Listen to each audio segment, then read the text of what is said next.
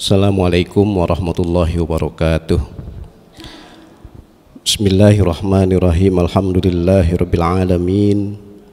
Wa afdhalus salati wa atamu taslimi ala sayyidina wa maulana Muhammadin khatamil anbiya'i wal mursalin wa ala alihi wa sahbihi ajma'in. Rabbi shrah li sadri wa yassir li amri wahlul 'uqdatam min lisani yafqahu qawli wala haula wala quwwata illa billahil aliyil azim. Amma ba'du. Hadirin bapak-bapak, saudara-saudara jamaah Masjid Jami Darul Ilmi yang berbahagia, alhamdulillah kita syukuri nikmat Allah. Pada siang hari ini Allah masih mentakdirkan kita dengan takdir yang baik. Kita dapat melakukan silaturahim, beribadah, beramal soleh. Termasuk tadi kita sudah sama-sama, ini jarang-jarang ini bapak-bapak saudara-saudara kita sholat ghaib. Oleh karena itu mudah-mudahan amal soleh kita pada siang hari ini, ibadah kita baik yang wajib maupun yang sunnah, semuanya dijabah, dikabul, diterima oleh Allah Subhanahu wa ta'ala. Sholawat serta salam semoga tetap tercurahkan kehadiran junjungan kita Nabi besar Muhammad sallallahu alaihi wasallam.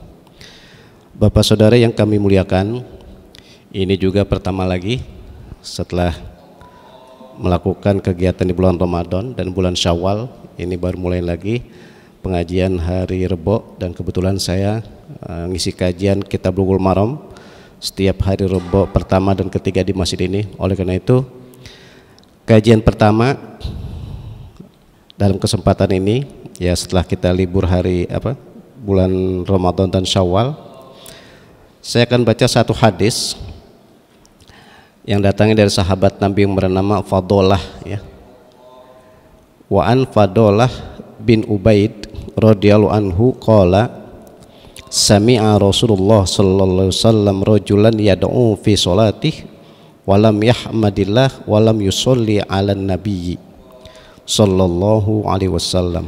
Faqal ajila haza summa da'a faqal iza shalla ahadukum falyabda bitahmidi rabbih wathana'i alaihi thumma yusolli ala nabi sallallahu alaihi wasallam summa yad'u bima sya'a. Rawahu Ahmad wa sahahu at-Tirmidzi wa Ibnu Hibban wal Hakim.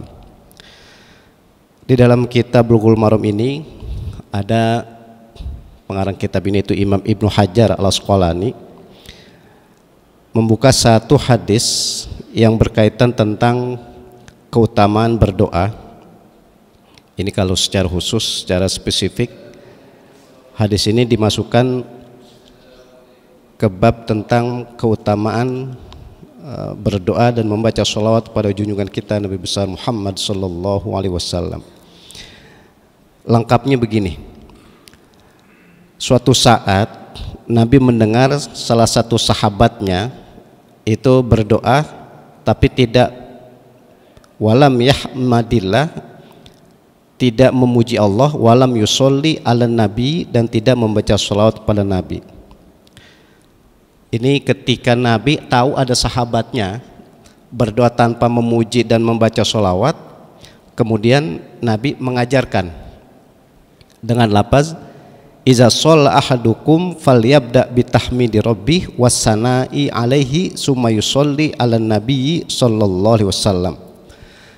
Kata Nabi, ini berarti ketika ada sahabat berdoa itu suaranya terdengar oleh Nabi. Ini bapak-bapak saudara-saudara kita diajarkan, kita dibimbing ini melalui hadis ini.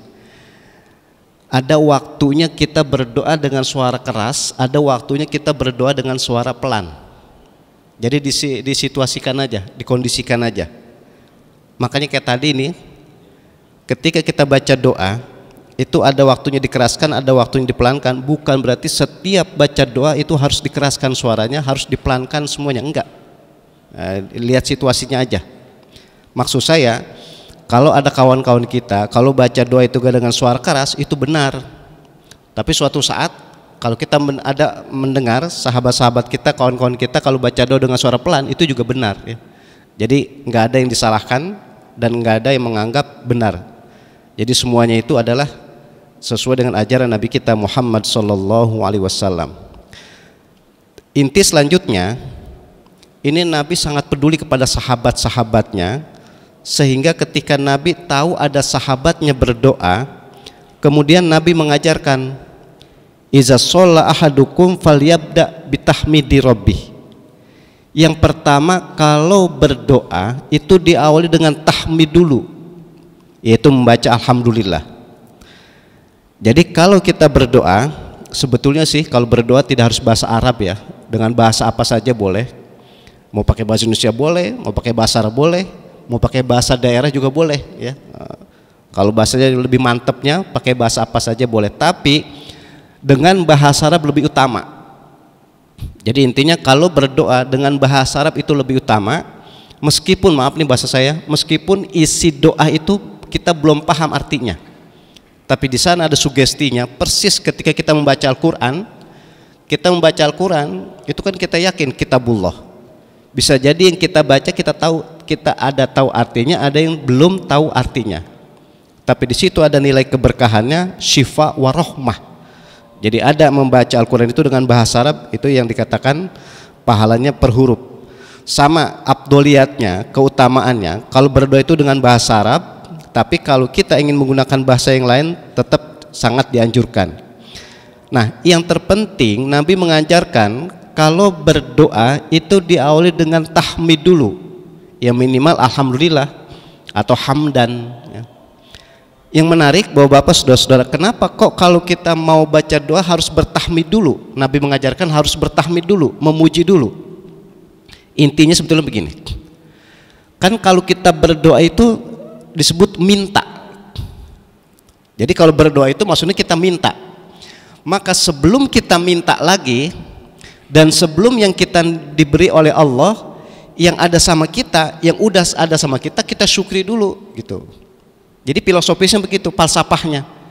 Kenapa kalau kita mau baca doa bertahmid dulu, memuji Allah dulu, tujuannya sebelum kita minta lagi, atau sebelum kita diberi apa yang kita minta lagi, yang ada dulu kita syukuri. Makanya istilah bersyukur, Bapak-bapak, saudara-saudara, aslinya hakikat bersyukur itu apa aja yang ada sama kita, kita pakai buat kebaikan, itu namanya bersyukur. Sekali lagi, redaksional at-tasyakkur, pemahaman bersyukur itu adalah apa aja yang ada sama kita, kita pakai buat kebaikan. Emang ada apa saja yang ada sama kita, kita pakai buat kemaksiatan? Nauzubillah, tidak menutup kemungkinan. Fisik yang ada sama kita sekarang nih, fisik yang ada sama kita, kita pakai buat ibadah, berarti kita bersyukur. Kalau kebetulan kita punya harta, kita keluarkan harta itu dalam rangka kebaikan, zakatnya, infaknya, atau sodakohnya, berarti kita bersyukur melalui harta. Kalau kita punya ilmu, kita kerahkan ilmu kita untuk kebaikan, berarti kita bersyukur melalui ilmu. Atau kita punya kedudukan, punya pengaruh di masyarakat, kita pakai pengaruh dan kedudukan kita untuk kemaslahatan, itu berarti kita bersyukur melalui kedudukan dan jabatan. Jadi kata-kata bersyukur itu universal, menyeluruh. Baik dengan fisik, dengan harta, dengan jabatan, dengan apa saja yang kita miliki, kita pakai buat kebaikan. Sebab sekali lagi bahasa saya tadi, tidak menutup kemungkinan apa aja yang sama kita bisa jadi kita pakai buat keburukan. Satu contoh biar gampang. Ada orang mencari nafkah dengan cara yang halal. Udah, orang mencari nafkah dengan harta yang halal itu dibenarkan dan sangat dianjurkan. Tapi sayang, sungguh sayang, kadang sudah mencari harta, mencari nafkah, mencari rezeki dengan yang halal, tapi dipakai buat maksiat. Udah bener-bener halal tapi dipakai buat maksiat. Maka itu harta merupakan ujian dan orang itu gagal menggunakan nikmat-nikmat Allah dipakai buat kebaikan. Makanya kembali ke tadi, apa saja yang ada sama kita, kita pakai buat kebaikan, itu namanya bersyukur. Nggak usah jauh-jauh lagi, contohnya kita ini. Bapak-bapak, saudara-saudara, kalau cara ngaji fikih, kenapa kita sholat itu syarat mutlaknya harus berdiri? Padahal bisa jadi di antara kita, apalagi yang usianya sudah di atas 60 tahun, bisa jadi lagi sakit, memang lemah dan sebagainya, tapi sangat-sangat berusaha biar sholat itu tetap berdiri. Itu sebetulnya ketika kita sholat, fisik kita dari ujung kepala sampai ujung kaki, kita dalam rangka bersyukur. meskipun dalam keadaan lemah, meskipun dalam keadaan sakit, atau bahasa saya dalam keadaan ya kurang mampu, tapi dia berusaha untuk berdiri. Itu simbol, jadi fisiknya dipakai buat kebaikan. Karena dipakai buat kebaikan berarti dia bersyukur melalui fisik. Andai kata tidak mampu berdiri, apakah lepas? Apakah bebas tidak melakukan ibadah sholat? Tidak. Ini statoktum atau manis statoktum, disesuaikan dengan kemampuan. Nggak mampu berdiri berarti duduk. Makanya nggak ada keringanan orang untuk boleh tidak sholat, nggak ada.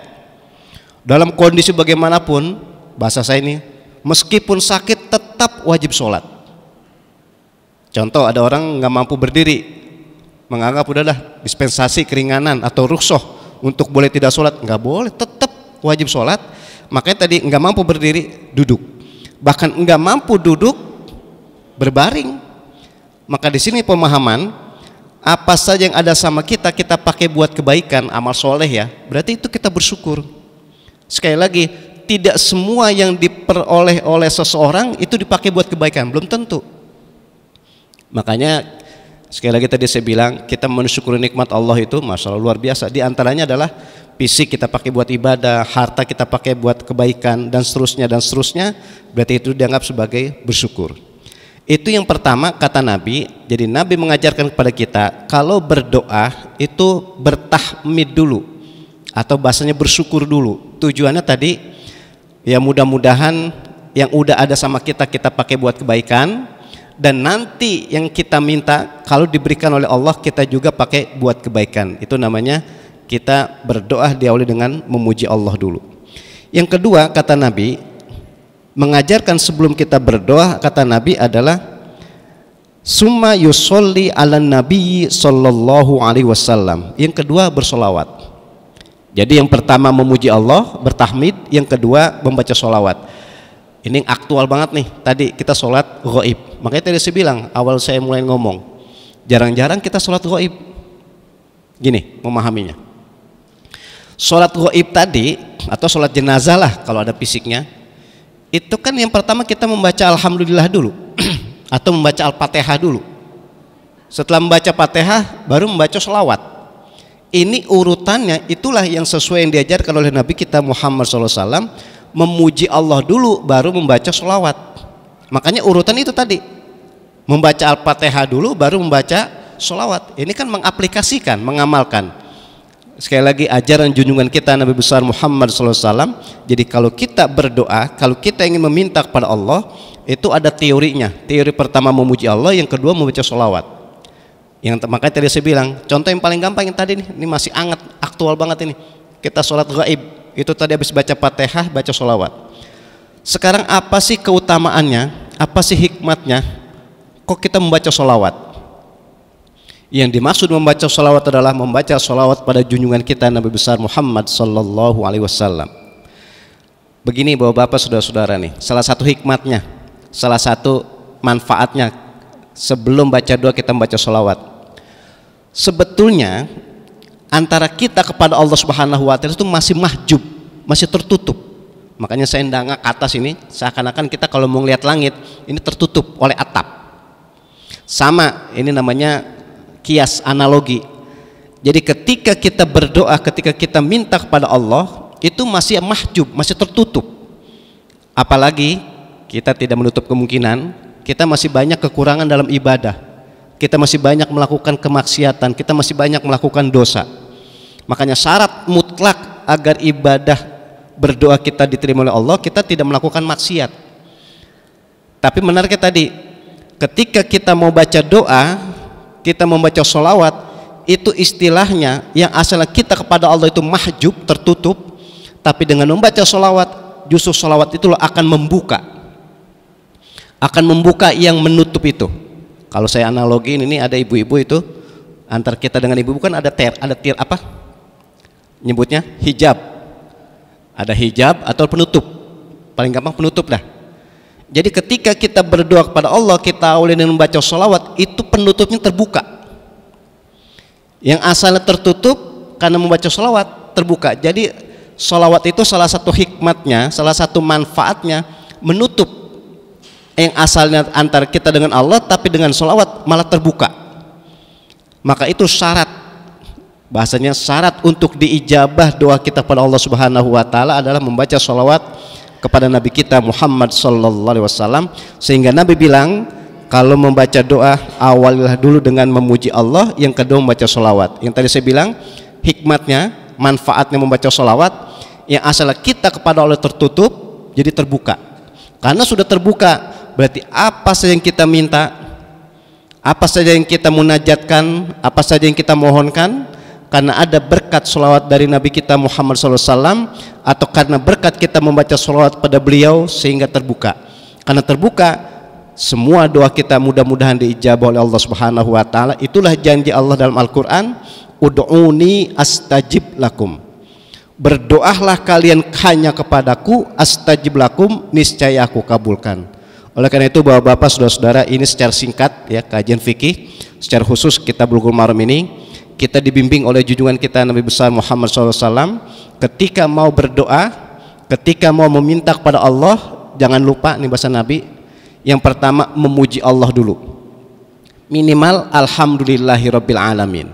Yang kedua, jangan lupa kita membaca sholawat pada junjungan kita Nabi besar Muhammad SAW. Dengan demikian, dengan dua syarat ini, apa saja yang kita inginkan, apa saja yang kita mau, apa saja yang kita mohonkan, semuanya sekali lagi diijabah, dikabul, diterima oleh Allah Subhanahu wa taala. Amin ya rabbal alamin. Baik Bapak-bapak, saudara-saudara, ini saja yang dapat saya sampaikan. Mudah-mudahan ada hikmat dan manfaatnya. Kita tutup dengan doa sekali lagi membaca Ummul Quran Al-Fatihah. Bismillahirrahmanirrahim. Alhamdulillahirabbil alamin arrahmanir rahim maliki yaumiddin.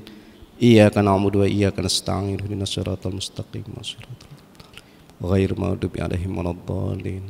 Astaghfirullahalazim, astaghfirullahalazim, astaghfirullahalazim ya zal jalali wal ikram. Bismillahirrahmanirrahim. Alhamdulillahirabbil alamin. Allahumma shalli wa sallim ala sayidina Muhammad wa ala ali sayidina Muhammad. Allahumma a'inna ala dzikrika wa syukrika wa husni ibadatik. Allahumma ighfir lana dzunubana wa liwalidayna warhamhuma kama rabbayana shighara. Allahumma anfa'na bima 'allamtana wa 'allimna ma yanfa'una wa zidna ilman nafi'an wa 'amalan mutaqabbalan bi rahmatika ya arhamar rahimin. Rabbana taqabbal minna innaka antas samiul alim wa tub alaina innaka antat tawwabur rahim. Rabbana atina fid dunya hasanah wa fil akhirati hasanah wa qina adzabannar. Wa sallallahu ala sayyidina Muhammadin wa ala alihi wa sahbihi wasallam walhamdulillahi rabbil alamin. Assalamualaikum warahmatullahi wabarakatuh.